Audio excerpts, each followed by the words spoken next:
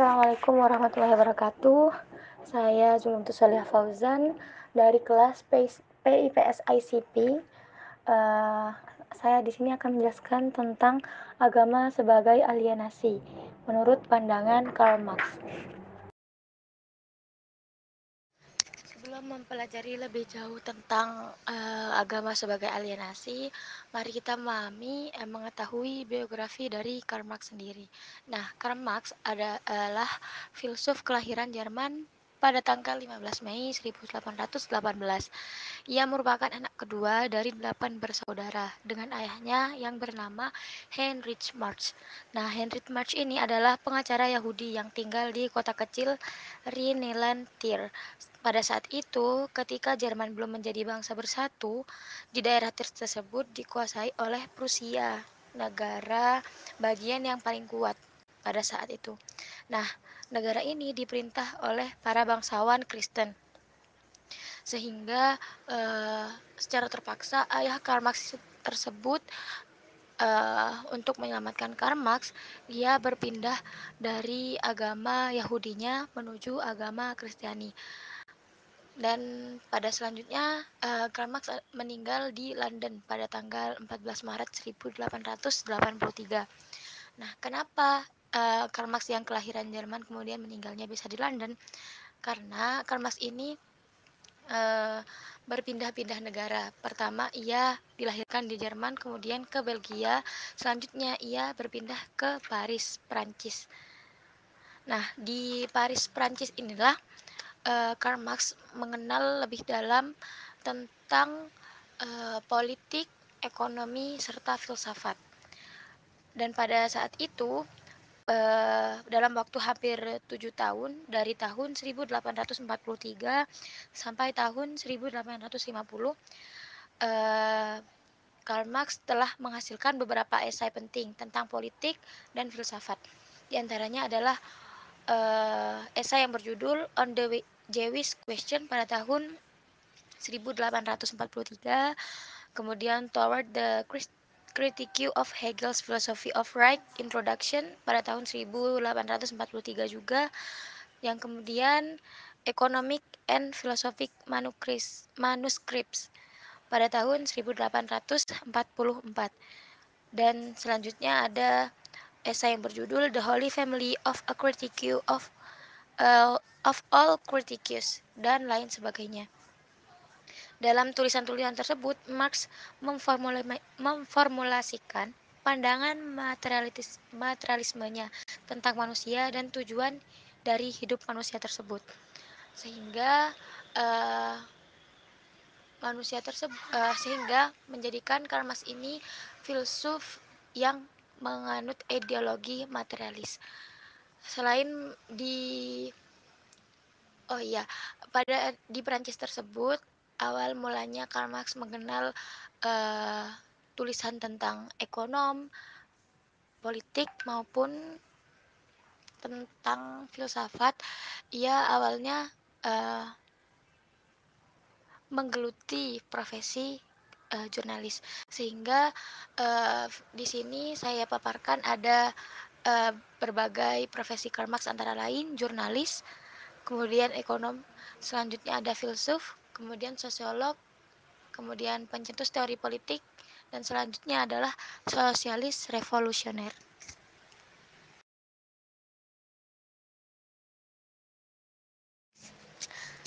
Setelah mempelajari biografi dari Karl Marx, mari kita mengetahui lebih dalam tentang Karl Marx tersendiri. Nah, menurut buku yang saya baca, jika buku Nine Theories of Religion ini disajikan secara kronologis, maka teoretikus yang akan dibicarakan dalam bab ini tentu akan dibahas atau menempati posisi paling awal dari buku ini, bukan di bagian tengah seperti ini, karena Karl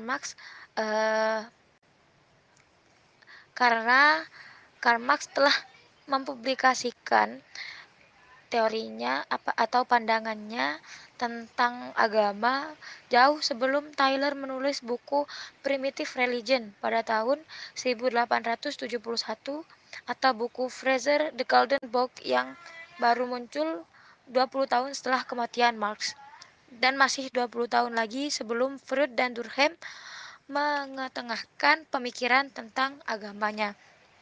Nah, Karl Marx ini mengemukakan pandangannya tentang agama pada abad ke-19, jauh dari teoretikus yang lain. Sehingga di sini ada berbagai pandangan Karl Marx. Sebelum kita mempelajari agama sebagai alienasi, kita harus tahu terlebih dahulu tentang Karl Marx ini. Nah, Karl Marx ini adalah pencetus komunisme.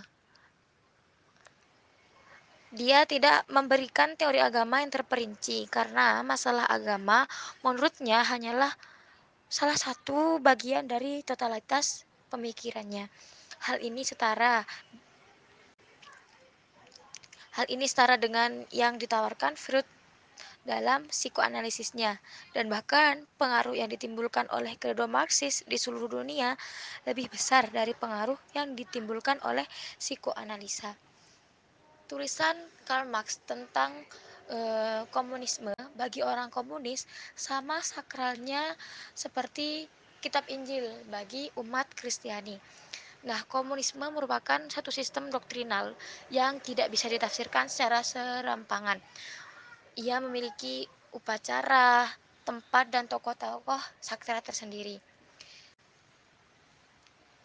Selanjutnya yang kedua adalah karena filsafat Marx sangat luas cakupannya, maka porsi yang ditawarkan tentang teori agama tradisional kecil sekali dan bukan merupakan bagian inti dari seluruh pemikirannya. Oleh sebab itu, dia sedikit berbeda dengan Durkheim, Freud, Tyler, dan lain-lain. Pandangan-pandangan yang dikemukakan Marx tentang agama sangat padat, singkat, dan jelas, seperti yang akan kita perinci nanti di pembahasan selanjutnya. Selanjutnya, kita akan mempelajari tentang agama dan alienasi. Makna agama itu sendiri adalah sistem yang mengatur tata keimanan, kepercayaan, dan peribadatan kepada Tuhan Yang Maha Kuasa, serta kaidah yang berhubungan dengan pergaulan manusia dan manusia lainnya. Sehingga di agama ini mengatur keseluruhan kehidupan yang dilakukan oleh manusia. Selanjutnya, makna alienasi. Alienasi tersendiri memiliki makna, menurut KBBI, memiliki makna keadaan merasa terasing atau terisolasi. Kemudian yang kedua, penarikan diri atau pengasingan diri dari kelompok atau masyarakat. Yang ketiga, pemindahan hak milik dan pangkat kepada orang lain. Nah, di sini intinya dari alienasi itu sendiri adalah terasingkan. Selanjutnya, kita akan membahas tentang konteks pemikiran dari Karl Marx. Mengapa penting sekali memahami konteks pemikiran tersebut? Nah, manfaatnya dari konteks pemikiran ini agar kita tidak sembarangan mengambil kesimpulan mengapa Karl Marx menganggap agama sebagai alienasi. Yang pertama, kita akan membahas tentang sistem ekonomi mempengaruhi sistem lainnya. Nah, menurut Karl Marx, pendapatnya di dalam kehidupan ada struktur basis dari segala struktur. Nah, struktur basis ini yang selanjutnya akan mempengaruhi struktur lainnya. Nah, struktur lainnya ini disebut dengan subfrastruktur. Contohnya seperti kan ini di sini struktur basisnya adalah ekonomi. Maka di kehidupan nyatanya contohnya ekonomi dapat mempengaruhi jabatan manusia di dalam masyarakatnya. Contohnya seperti orang kaya lebih dihormati di dalam masyarakat ketimbang orang miskin, seperti itu. Kemudian sistem ekonomi ini mempengaruhi tatanan politik dalam satu negara. Itu menurut pandangan Karl Marx. Selanjutnya nomor 2, pada zamannya di gereja tempat ia tinggal dijadikan sebagai alat legitimasi penindasan oleh pengusaha Kristiani. Nah, di sini Karl Marx hidup pada abad pertengahan ke bawah. Ini menjadi kenyataan sosial yang membuat Karl Marx berpikiran bahwa agama hanya sebagai alat legitimasi penindasan dari pengusaha-pengusaha terhadap rakyat bawah yang memiliki yang dilihat Marx bukan teologi tetapi struktur sosial yang menindas lalu agama terdapat di dalamnya. Maksudnya di sini adalah di dalam penindasan tersebut, di gereja yang dijadikan sebagai alat legitimasi penindasan oleh pengusaha, di situ kan gereja di sini adalah sebagai tempat ibadah, di mana gereja ini adalah tempat ibadahnya umat Kristiani. Nah, di sini Marx tidak memandang ini dari sisi teologinya, tetapi Marx memandangnya menurut struktur sosial yang menindas yang di dalamnya terdapat agama. Agamanya di situ adalah agama Kristiani. Jadi kalau melihat konteksnya dari pemikiran Karl Marx ini, nanti kita akan memahami mengapa Marx mengkritik agama sebagai alienasi. Kemudian yang ketiga adalah Marx berpikir agama sebagai alienasi dipengaruhi oleh Feuerbach. Nah, saya akan menjelaskan pemikiran Marx yang dipengaruhi oleh Feuerbach pada slide selanjutnya.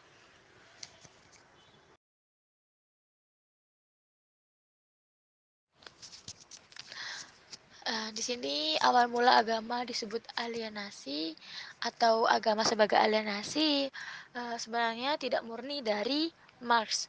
Akan tetapi menurut Marx alienasi ini lahir dari adanya dialektika antara Hegel dan Feuerbach. Awal mula Hegel ini berpendapat bahwa Tuhan mengungkapkan dirinya dalam kesadaran manusia. Dan idealisme Hegelian juga beranggapan bahwa segala sesuatu yang bersifat material adalah sesuatu yang sekunder, sedangkan realitas yang sebenarnya adalah roh absolut atau disebut juga dengan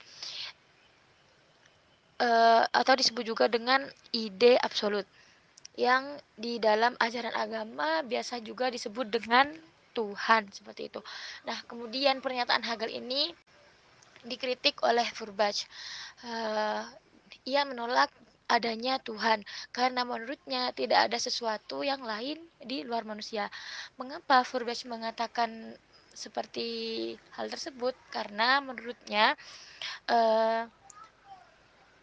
manusia adalah center dari segala kekuatan. Dan Feuerbach ini juga merupakan tokoh dengan ideologi materialis.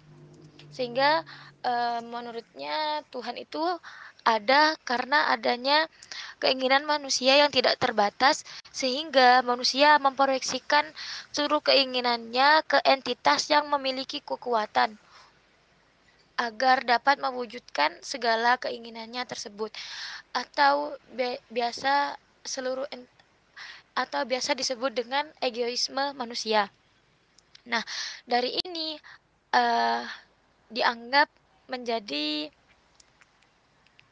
kekuatan otonom. Jadi menurut Feuerbach ini Tuhan itu setelah manusia menginginkan segala hal yang tidak terbatas sehingga ia memproyeksikan ke entitas yang memiliki kekuatan lebih. Entitas ini memiliki kekuatan otonom di luar dari manusia tersebut. Dan ini adalah latar belakang kenapa Feuerbach dan Karl Marx menganggap agama adalah alienasi, yang kemudian disebut dengan nama Tuhan. Nah, inilah situasi di mana manusia terasingkan atau disebut dengan alienasi seperti itu. Nah, atas ketidakmampuan dirinya mewujudkan seluruh keinginan seperti kesejahteraan atau kedamaian, kekayaan dan lain sebagainya, kemudian proyeksi ini dianggap sebagai eh, kenyataan otonom atau kekuatan otonom di luar dari diri manusia. Nah, yang kemudian dijadikan alienasi oleh Karl Marx dalam pemikirannya tentang pandangan agama. Sehingga di sini manusia terasingkan karena manusia bukan lagi center dari kekuatan. Dari kekuatan ya, jadi kekuatan otonomnya ini berpindah ke yang bernama Tuhan, bukan lagi manusia seperti itu. Karena keduanya ini adalah tokoh berideologikan materialis, sehingga keduanya ini tidak apa tidak menganggap bahwa Tuhan itu ada, karena eh, menurut keduanya ekonomilah yang mempengaruhi manusia tersebut memproyeksikan ke entitas yang memiliki kekuatan lebih di luar dari diri manusia tersebut.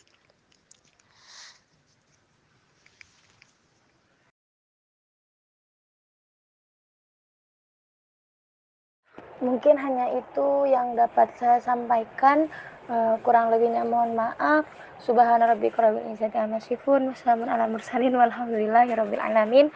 Assalamualaikum warahmatullahi wabarakatuh.